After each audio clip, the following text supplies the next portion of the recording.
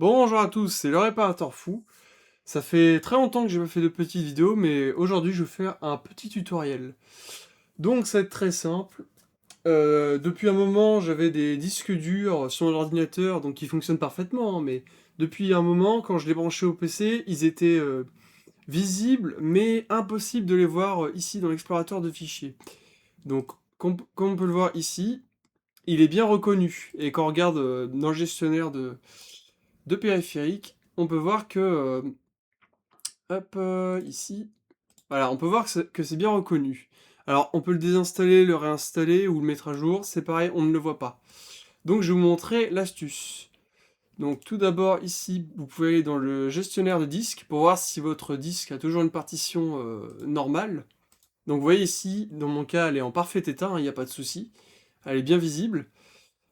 Eh bien, ça va être très simple. Vous voyez ici, on a des lettres. Donc, E, C. Et là, il n'y a plus de lettres. Donc, ce qui peut arriver, c'est que la lettre du lecteur s'oublie. Enfin, en tout cas, il n'y a plus de lettres attribuées pardon, au lecteur.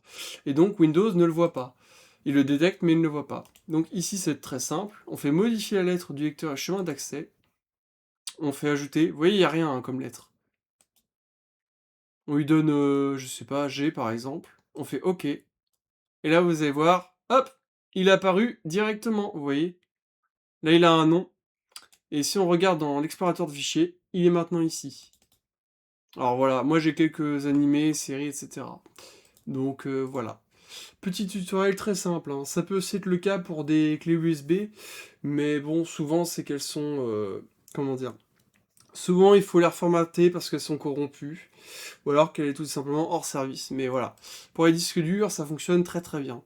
Et encore une fois, bah, ça peut être aussi que la partition est morte, ou que votre disque dur est fatigué, mais auquel cas vous avez d'autres logiciels pour le vérifier. Au passage, je vais vous montrer un logiciel que j'utilise personnellement. Alors, vous en avez d'autres déconnus, hein, mais moi personnellement, j'utilise celui-là. J'ai essayé pour plein de disques durs depuis des années et j'ai eu aucun problème à ce jour.